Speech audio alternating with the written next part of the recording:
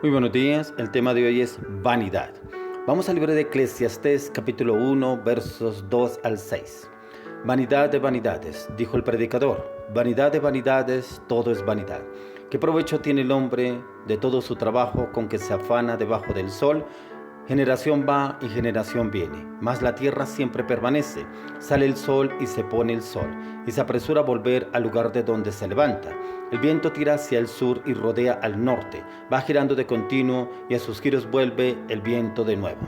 Vanidad. Tremendo como el Señor nos habla de vanidad. Y mire quién nos habla de la vanidad. Un hombre que fue el más sabio sobre toda la tierra. Un hombre que Dios le dio mucha sabiduría y conocimiento y entendimiento. Un hombre en el cual Dios levantó de una manera sobrenatural de la generación de David. Un hombre en el cual Dios usó para dirigir al pueblo de Israel y a las naciones de la tierra en ese tiempo. Porque iban muchas personas de otras naciones a consultar con el rey Salomón sobre su sabiduría y conocimiento para tomar bienes en la palabra y en el conocimiento que él tenía en Dios. Y mire cómo él nos habla sobre la vanidad. Un hombre que lo tuvo todo. Un hombre que tuvo bienes, riquezas, sabiduría, inteligencia y conocimiento. Pero como este hombre que lo tuvo todo se desvió. Se desvió del camino del Señor. Porque la palabra de Dios nos dice en el libro de Eclesiastés que él tuvo 700 mujeres y 300 concubinas. Y por ir detrás de las mujeres se desvió del propósito de Dios. Y viene y nos habla de la vanidad. Un hombre que lo tuvo todo. Hay personas que viven en un lugar exclusivo. Personas que visten prendas de marca. Personas que viven económicamente muy bien. Viven cómodamente. Y se vanaglorian en eso.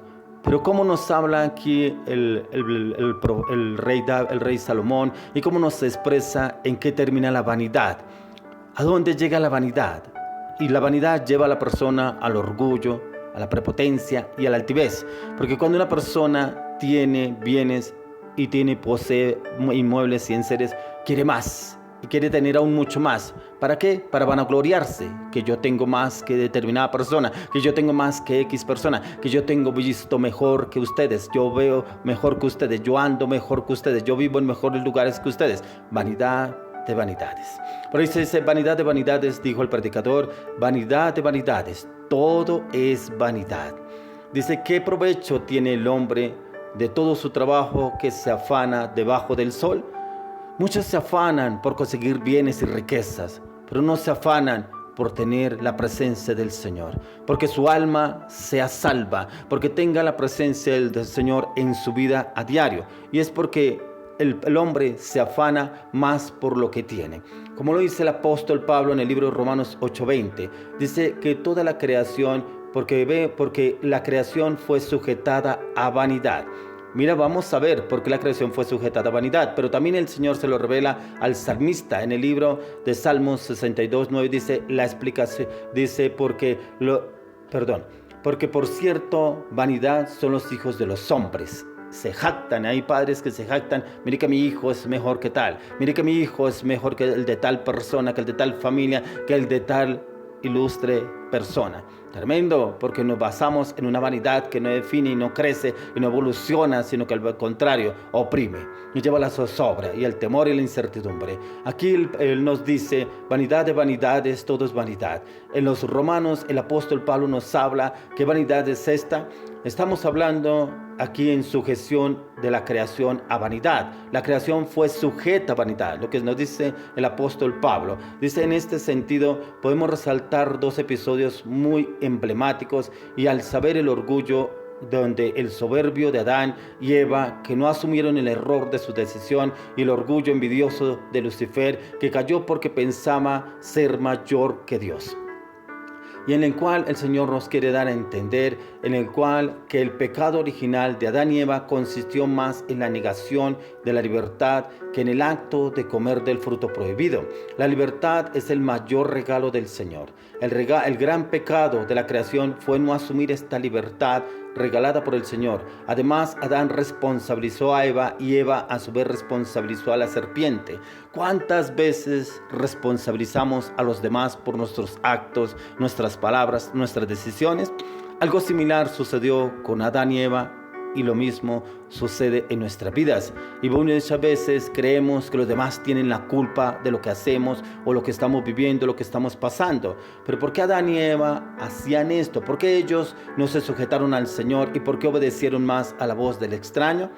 Pero ¿por qué Adán y Eva desagradaron al Señor y el Señor no les vio con agrado la desobediencia? Hicieron todavía porque fueron tomados por el orgullo de quien cree que está exento del error, un orgullo todavía soberbio. Esto sucedió sobre todo porque estaban ellos en una posición privilegiada, entre otros seres creados. Sin embargo, en lugar de reconocer la gracia, se llenaron de una vanidad orgullosa. Asumir la libertad de comer el fruto prohibido es asumir que habían hecho algo que no era aconsejado por Dios, no era permitido por Dios. Dios les había dicho que no podían tomarlo. ¿Cuántas veces el Señor nos habla? No vaya a tal lugar, no esté en esa relación, no se meta en esa situación, no hable con tal persona. Y no hacemos caso, pero cuando vienen los conflictos y los problemas, buscamos a quien le echamos la culpa. O sea, ¿qué significaba asumir un error de juicio? Todavía tanto Adán como Eva no pudieron asumir el error. Ahí estaba su orgullo, su soberbia, y por eso fueron expulsados del Edén. Por eso el Señor los sacó del Edén por desobedientes. Y no debemos juzgar a otro, pero ¿qué pasó con Lucifer? Un ángel de luz que intentó poner su trono aún por encima de las estrellas de Dios, porque era él el más brillante de los ángeles. Lucifer fue acometido como un orgullo envidioso, es decir, envidió las estrellas más brillantes de Dios y quiso ser mejor que Dios. Él ha hecho esto porque fue tomado por lo que vio. Él vio la luz más brillante y se encantó. Él agregó a la visión, fue el principio del motor de su convicción. Ahí estaba su orgullo, su vanidad, y por esto fue expulsado del cielo. Los vanidosos todavía envidian, por más que esto parezca el contrario de lo que se comprende por una persona vanidosa. El hecho es que el vanidoso nunca está satisfecho. Él siempre quiere más, quiere lucirse, quiere demostrar lo que no tiene. Aún personas que se basan en que yo tengo más que X persona, yo tengo más conocimiento, yo tengo más entendimiento, yo tengo más título, yo vivo en un lugar privilegiado, muchas cosas que vende el enemigo, en el cual atrapa al hombre y lo quiere llevar a desagradarle a Dios.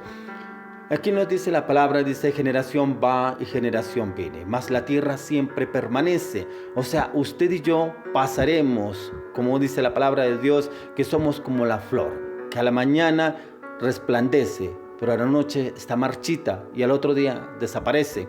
Así somos usted y yo. Estamos en este mundo, pero también partiremos de este mundo, pero rendiremos cuentas al Creador. No permitamos que la vanidad nos agobie, no permitamos que la vanidad nos lleve al orgullo y a la prepotencia. Sí, usted y yo podemos vestir bien, podemos vivir en un lugar privilegiado, pero eso no nos da derecho a vanagloriarnos, no da derecho a ser vanidosos. Por el contrario, debemos aún más ser más humildes. Mire el mejor ejemplo que usted y yo tenemos: Jesús, un hombre que bajó de su majestuosidad del reino y vino a habitar en un cuerpo humano como el suyo y como el mío, pero vino a demostrarnos la humildad.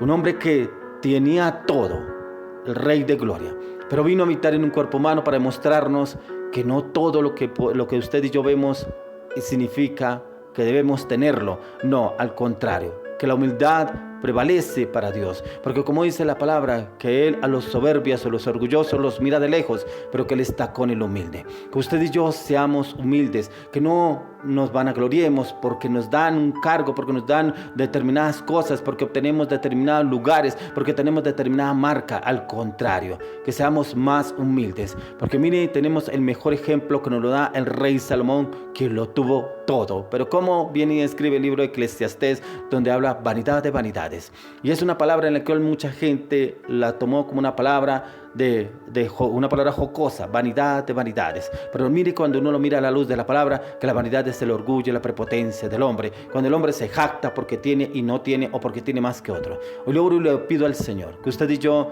no andemos en vanidad de vanidades, que por el contrario seamos humildes en Cristo Jesús. Amén y amén.